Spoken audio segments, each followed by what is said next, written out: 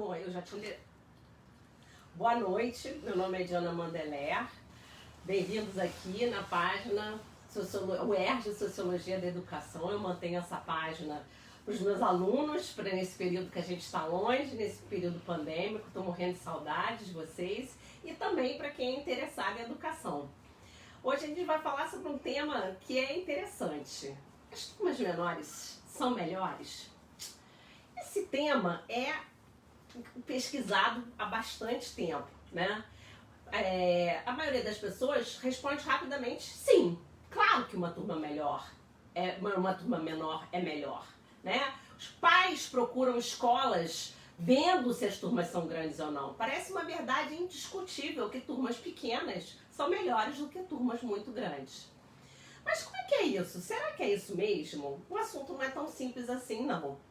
Aqui no Brasil a gente não encontrei nenhuma pesquisa exatamente sobre esse assunto, mas lá fora muita gente já pesquisou sobre isso. Peter Blattsford é uma das pessoas que pesquisou muito sobre isso. Ele até lançou há pouco tempo atrás um livro comparando a questão, os estudos sobre o tamanho de turmas no Oeste e no Oriente, no Ocidente e no Oriente. Essa discussão também é importante porque se você decide que turmas menores é melhor, o custo disso para a educação não é banal. Obviamente que você ter turmas grandes com um professor diminui o número de professores, e o número de professores com certeza é um dos maiores custos da educação. Então, por isso também o interesse, né, em discutir se turmas menores são melhores de fato ou não. Pra vocês terem uma noção, até o Piketty, aquele que fez aquele livro tão comentado sobre o Capital, né, na atualidade, também estudou sobre isso. Mas fazer pesquisa sobre a questão das turmas não é uma tarefa simples, porque não basta você pegar, por exemplo, no PISA, eles pegam os dados, naquela avaliação da OCDE, eles pegam os dados dos resultados das provas e veem quantos alunos tem em turma. Mas isso é uma pesquisa ruim. Para você fazer uma pesquisa sobre isso, você tem que fazer uma pesquisa longitudinal. Você tem que fazer uma pesquisa que primeiro tenha uma noção de como o aluno estava no início. Depois perceba ele no final do ano numa turma pequena e numa turma grande. Depois você tem que perceber a idade dos alunos. Fazer uma distinção entre alunos de crianças e adolescentes. Tem que ver o que você está querendo ver como resultado, né? Cada pesquisa define como um bom resultado uma coisa diferente. Qual o tempo de experiência dos professores? São professores muito experientes, pouco experientes? Como é que é feita a enturmação das turmas? Como é que são escolhidos os alunos para ficarem naquela turma? Se você sempre coloca os piores alunos nas menores turmas, talvez você force esse resultado para baixo, né? E depois, quanto tempo perdura o resultado de ter estudado numa turma pequena? Não é fácil. Quando você ainda vai comparar com outros países, você ainda tem que ver quais são os contextos culturais e políticos dos países, né? Com certeza você estudar numa Coreia do Norte, uma ditadura, como é que funciona a escola, e estudar no Brasil uma escola é completamente diferente, né? São regimes políticos, econômicos, culturais muito diferentes. Mas o que eu preciso dizer é que na maior parte das pesquisas, o Hanushek, que é um economista muito famoso, que estudou pra caramba educação, por exemplo, é um deles, mostram que as turmas pequenas não fazem diferença. Não fazem diferença, eles acabam considerando que é melhor gastar mais dinheiro na formação dos professores, né? Pagar melhores professores, formar melhores professores do que gastar dinheiro em turmas pequenas. Mas por que a gente percebe isso, né?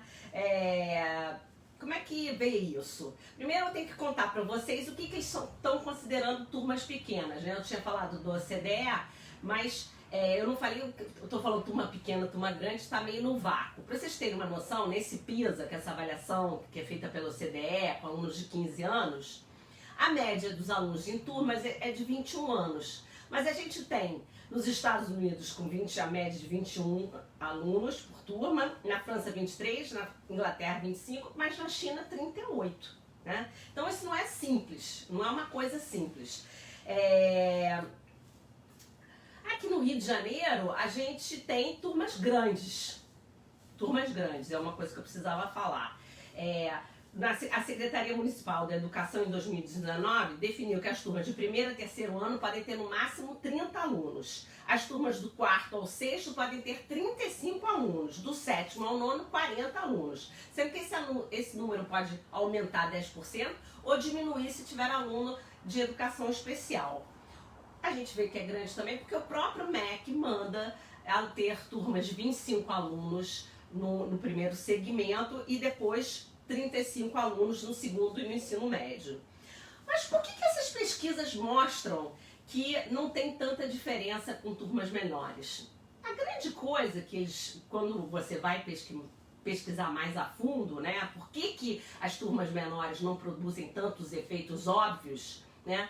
Uma coisa que salta aos olhos é que os professores, quando têm turmas menores, não modificam, na maioria dessas vezes, o seu estilo de ensino. Então eles continuam agindo como se tivesse uma turma grande, só que trabalhando menos, o que é absolutamente natural, né? Eles continuam tendo uma aula com um foco para o grupo, né? Eles continuam reduzindo os tópicos, eles não aproveitam que estão com uma turma menor para trabalhar de uma maneira diferente aquela turma. Isso é o que acontece na maior parte das vezes. Por exemplo, Hong Kong, eles perceberam isso. Eles foram diminuindo o número de alunos dentro das turmas durante 3 anos e não estava fazendo diferença nenhuma, né? Os Estados Unidos também fez isso. Foi diminuindo o número de alunos, gastaram um dinheirão com isso, né, para diminuir o número de alunos em turma e não estava fazendo diferença. E o que eles perceberam que a maior parte das vezes era isso. O professor, quando tinha sua turma reduzida, tinha menos trabalho em termos de manter uma turma quieta, né, para ouvir o que ele tinha para dizer. Mas ele não passava a fazer uma atenção individualizada, fazer grupos menores, aproveitar ter um grupo menor para fazer uma aula diferente. Outra coisa que eles percebem também é que quando a gente vai pesquisar, os economistas, né, principalmente, vão pesquisar sobre turmas menores ou maiores, a diferença que elas fazem, eles pegam dados tipo o resultado em português e matemática. Quando os professores vão falar sobre a vantagem de turmas menores, eles falam sobre outras coisas, o entusiasmo da turma, o envolvimento da turma, né, a habilidade de aprender de forma independente, eles avaliam outras coisas. O que é interessante é que, mesmo assim, o que se percebe é que uma coisa que se percebe na maior parte das pesquisas, mesmo nessa do Piketty que eu mencionei, é que faz diferença ter turma pequena no primeiro segmento do ensino fundamental, isto é, do primeiro ao 5º ano, e obviamente em creche, né? Depois não faz tanta diferença. E não faz tanta diferença mesmo, os alunos não obtêm melhores resultados por conta disso, se você bota uma turma menor. E aí é interessante, o que é interessante é perceber que as turmas menores, se você também, o desempenho em relação ao número das turmas, ele funciona como um invertido, né? É ruim se a turma é pequena demais e é ruim se a turma é grande demais. Tem um número mais ou menos mágico que é em torno do 25.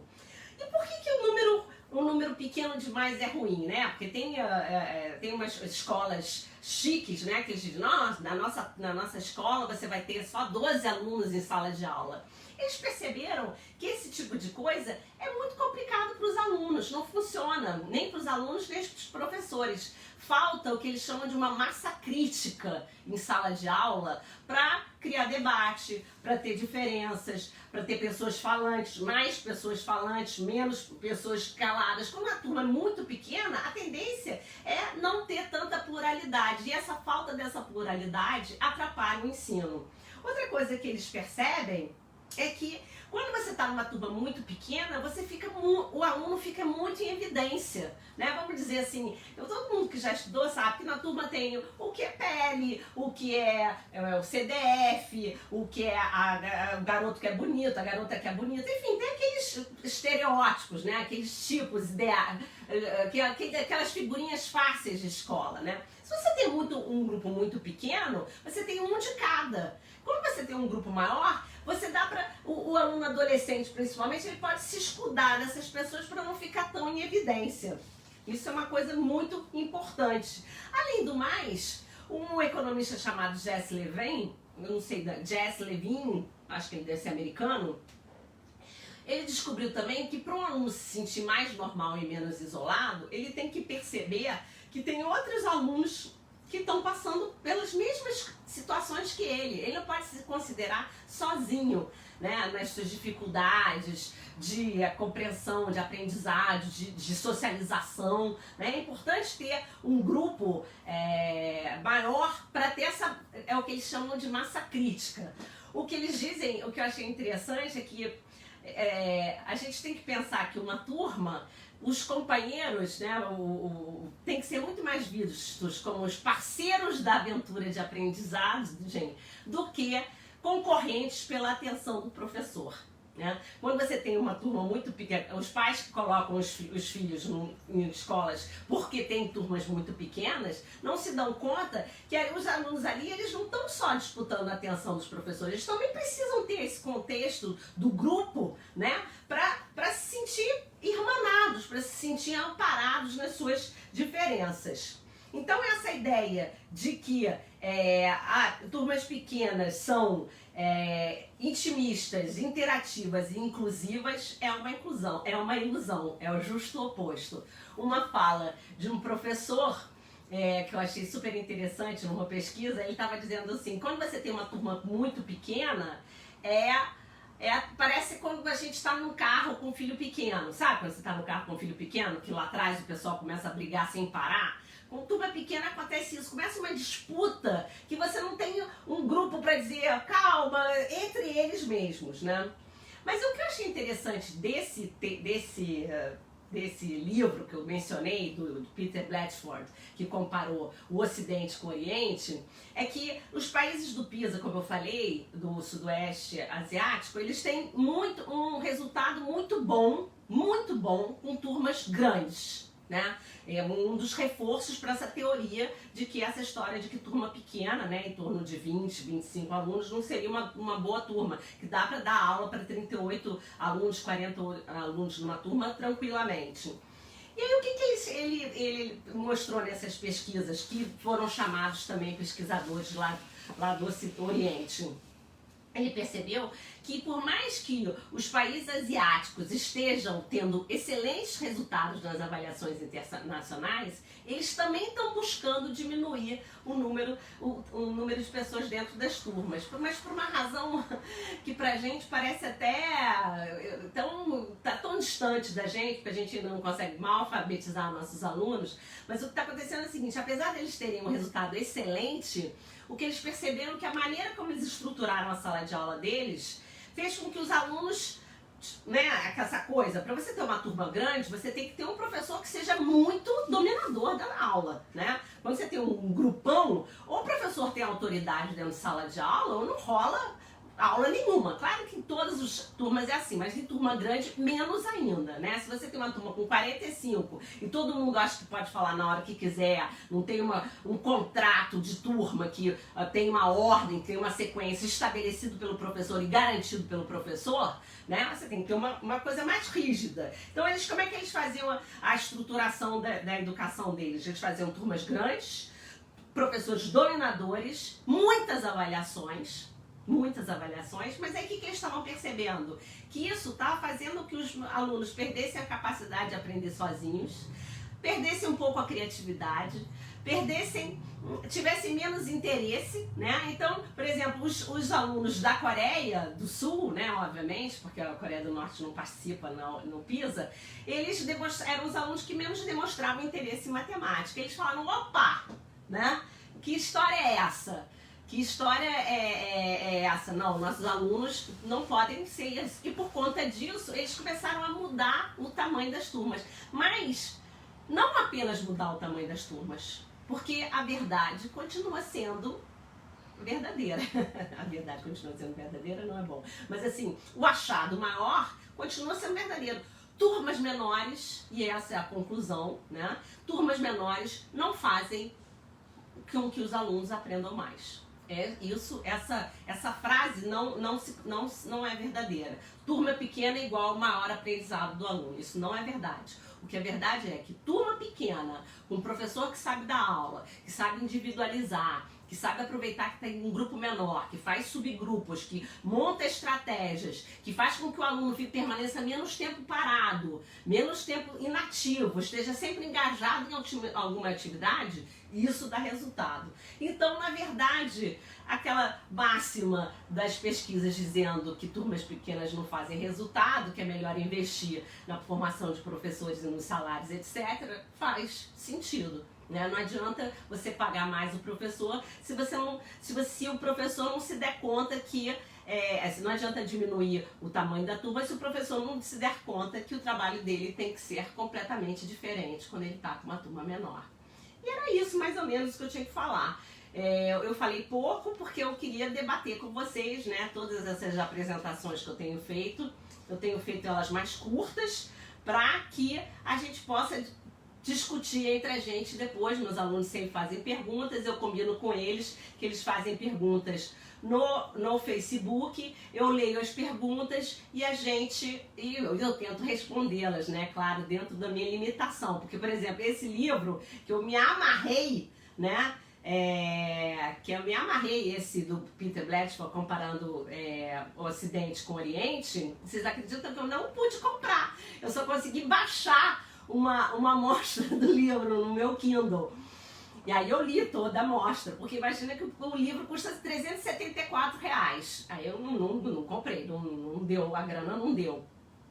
Mas aí eu comecei a procurar, eu descobri que eu podia alugar o livro, alugar o e-book. Aí eu fui tentar alugar o e-book, mas também não podia, porque só quem é morador dos Estados Unidos é que pode alugar o livro, e aí você paga $11, que ainda é muito dinheiro, mas enfim, é um tema e tanto. Aí vamos ver se vocês têm alguma pergunta. O Fábio Hoffman já disse que quer as listas das pesquisas disponíveis. Ele tá lá em Alagoas. Ai, gente, é muito maneiro, né? Imagina, eu tô falando com o Fábio. O Fábio fez uma pesquisa interessantíssima sobre gênero. Eu sempre falo sobre a sua pesquisa, Fábio, sobre a questão das meninas e dos meninos em sala de aula, é uma pesquisa muito legal. Tem a Daiane também lá de Minas Gerais, também estou morrendo de saudade, mas vocês teriam alguma pergunta? Eu adoraria que vocês tivessem perguntas pra gente debater, porque esse negócio foi engraçado porque eu fui discutir, né, com uma amiga, falando assim pra ela, turma grande é bom? Ela falou, não, claro que não. Claro que não, turma pequena que é bom. Aí quando ela foi me explicar por que turma pequena que era boa, eu achei interessante, porque na experiência dela, as turmas grandes, o que acontecia? As salas de aula não comportavam direito, as turmas grandes, ficava apertado, né? O professor não tinha controle de turma, aí ficava mais bagunçado. Enfim, era uma questão. O que eu acho interessante nisso tudo, e é um dos porquês que eu amo educação, né? É que educação, se você acha que educação tem uma solução, esquece. Você não sabe o que é educar. Porque educar não tem uma solução. Educar são 500 soluções que todo dia você repensa, que todo dia você vê, né? Eu, por exemplo, essas minhas aulas, eu revejo a minha aula para ver se tá bom, se não tá. Educação é complicado, é complexo. Cleiton, oi Cleiton.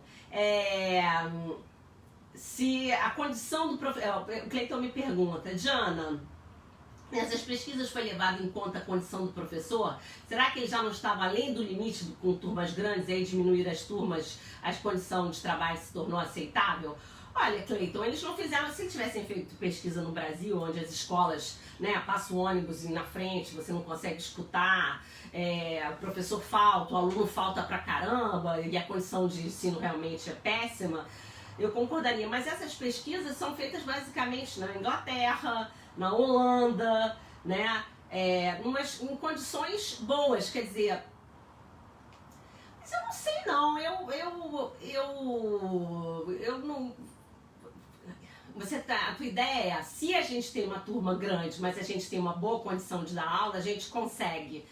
Mas o que eu acho interessante das pesquisas todas é elas mostrarem justamente isso, Cleiton, é que ter uma turma grande e uma turma pequena, o trabalho é que é diferente. Não é essa a resposta, entendeu? Não é isso que explica o resultado de uma turma. Não é ser grande ou pequena. O que explica mais é o que acontece dentro da turma. Como é que são escolhidos, como é que é dada a aula, como é que são escolhidos os alunos, etc. Mas pode ser. Ter controle de turma me parece muito mais fácil com turmas pequenas por motivos que parecem óbvios. Sem dúvida, sem dúvida.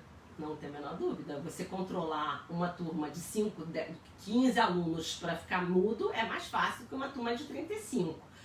Mas não é isso que faz a diferença no resultado. Turmas, eu vou te dizer, não sei se você chegou desde o início, as turmas de ensino médio e segundo segmento do ensino fundamental, as turmas pequenas são ruins para os alunos. Isso é um dado importante. E quem já foi aluno, não todo mundo aqui já foi aluno, você sabe, você dá num grupo pequeno é muito mais amedrontador do que você tá num grupo maior, que você pode dar uma disfarçada, você pode não ficar tão na cara do professor, né? Você pode ficar atrás do colega e o professor não te vê, né? Eu tenho alunos assim, que se põem atrás de um colega e eu fico tentando caçar eles com o olhar para ver se eles me veem, né? Então, eu vejo isso. Eu acho que ter controle de turma é uma coisa que você tem com turma pequena, turma grande. Ainda também tem essa, né?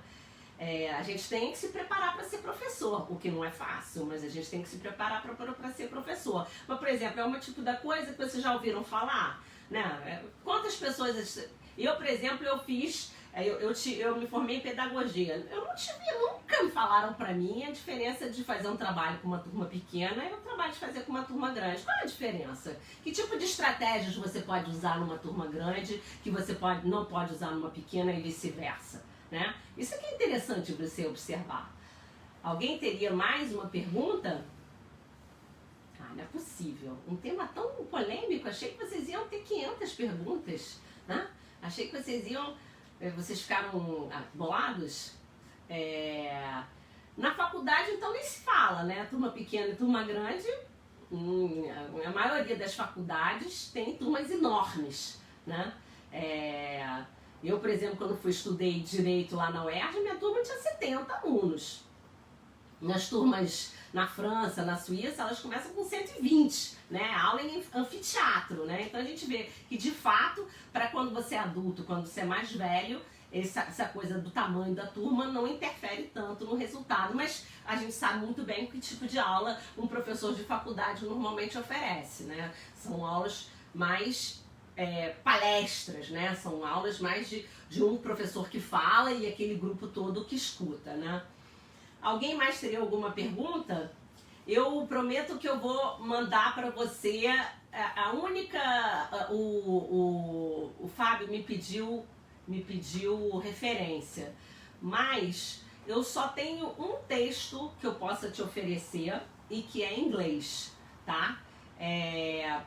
Aí o Cleiton me faz mais uma pergunta. Oba. Quando entramos em sala, questões de fora de sala se tornam visíveis. Parece que com turmas grandes, o professor tem a possibilidade de dar atenção a essas questões. Eu acho que o debate fica mais legal em turma grande. Eu acho que mais do que as questões de fora se tornam mais visíveis, quando você está na educação básica, você tendo um grupo grande, um pode falar e aí o outro pode ter uma ideia por conta daquilo que falou, porque eles dizem que aluno quieto é aluno quieto em turma grande ou turma pequena. Então, se você tem uma turma muito pequena e tem 5 quietos, como é que você vai fazer para o assunto rolar, né? E eu vou te falar sobre a minha experiência. Eu dei aula para turma de 5 pessoas na época que eu dava aula para pós-graduação e eu não gostei. Achei chato. Os professores que falam nessas pesquisas também acham chato dar aula para turma pequena. Do jeito que a gente bola o ensino, né, a turma pequena é chato, porque não flui, entendeu? Não flui, não é exatamente essa coisa da massa crítica. Você não tem aquele grupo, aquela energia rolando entre as pessoas. Você parece que os assuntos acabam rápido, né? Porque só tem poucas pessoas, tem poucas ideias, né? O Fábio me pergunta qual a quantidade que seria ideal para os anos iniciais, os anos finais e o ensino médio. Bom, para os anos iniciais, eles dizem que o próprio MEC fala que é 25 e para os anos finais, o segundo segmento, o ensino médio, não faz diferença, né? O grande lance nos anos iniciais. Que aí quando você, principalmente quando você está alfabetizando a criança, o grupo menor é melhor. Mas no segundo segmento e no ensino médio, 35 alunos em sala de aula é uma coisa tranquila, não é uma coisa complicada, não. William me pergunta mais uma coisa. Canuto, minha impressão, não sei se são dados estudados na pesquisa que depende da matéria ministrada. Talvez uma matéria de humanas, um debate pode ser melhor numa turma maior. Nas exatas, me parece melhor uma turma menor, até para o aluno se sentir melhor na hora de perguntar. Bola fora. Não, Canuto, não é assim que rola. Justamente, as pessoas têm menos coragem. É isso o oposto do que ele falou. Quando você está num grupo grande, tem aquele que tem a dúvida, mas não tem a coragem de perguntar, e tem aquele que tem a dúvida e tem a coragem de perguntar.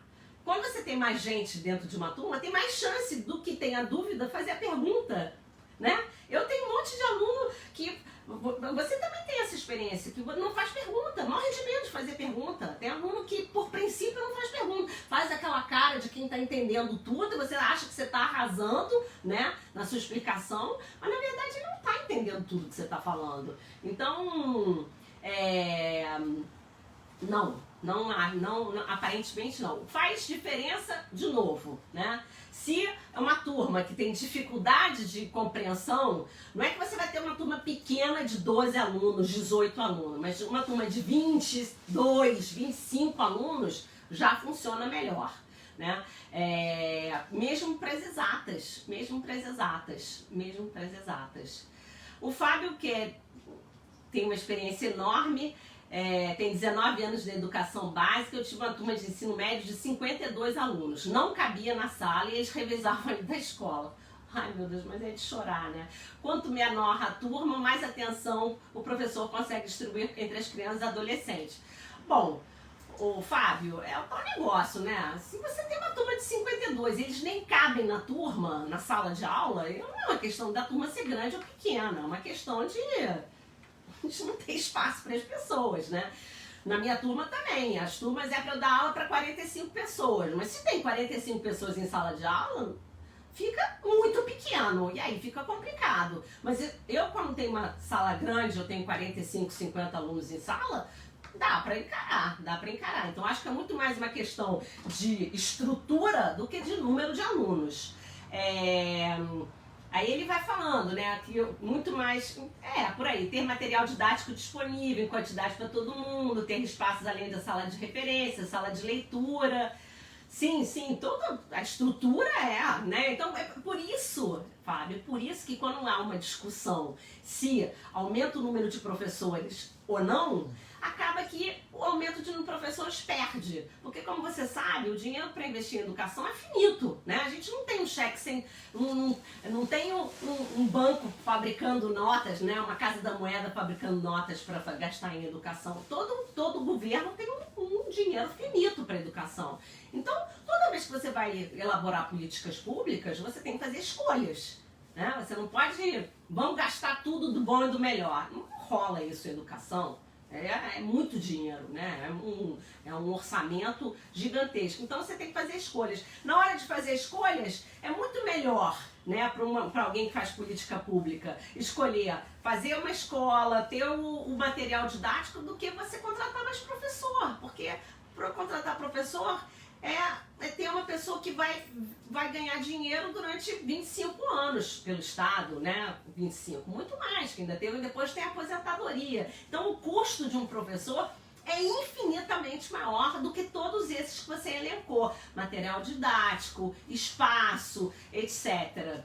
muito mais barato do que gastar em professor, né? O professor fica doente. Eu sei que eu tô falando de uma maneira muito dura, né? Mas a verdade é isso, o professor fica doente, pede licença, para de trabalhar, volta. Agora, se você gasta na estrutura, ela fica lá, né? Você tem que manter, mas ela fica lá, né? Teria mais alguma pergunta? Lucas Góes, esta questão do medo é latente mesmo, a gente observa isso desde o fundamental primeiro. Não, sem dúvida. Tem gente que é tímido, né? É tímido. Então você fazer uma pergunta é uma coisa que, por incrível que pareça, eu sempre falo para os meus alunos, fazer pergunta não é uma coisa simples. Eu sempre faço questão de dizer, tô falando muito de mim, né? Mas fazer o quê? A minha experiência. Fazer pergunta pressupõe uma autoconfiança que não é pequena. Engraçado, né, amor? Você fazer pergunta numa sala de aula pressupõe que você acha que aquele não conhecimento que você tem não é vergonhoso. E não é simples não ter essa vergonha. Porque, eu tenho um monte de aluno falar, não, se eu perguntar uma coisa errada. Aí é uma das coisas que eu sempre falo para aluno, né? Uma das coisas mais legais de ser aluno é que você tem o direito de aprendiz, né? O direito de aprendiz é aquele que não sabe. Então, pergunta. Você tem todo o direito de saber, de não saber, e eu também tenho direito de não saber de vez em quando, de falar, epa, eu não sei isso, eu vou ter que pesquisar para te responder. Mas você tem o direito de não saber. Mas esse direito de não saber não é uma verdade absoluta na educação.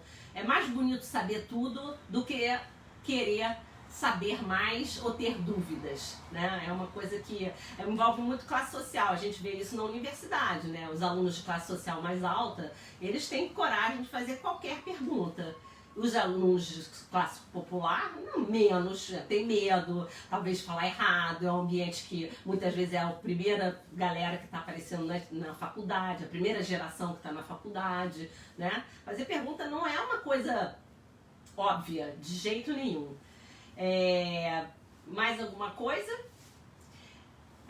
Bom, se tiver mais uma pergunta eu respondo. Eu convido vocês para... Tem vários vídeos aqui na minha página que eu acho que vocês, se quiserem, estão gravados, falando sobre assuntos variados. Eu não falo sobre pandemia, porque acho que já tem gente demais falando sobre isso.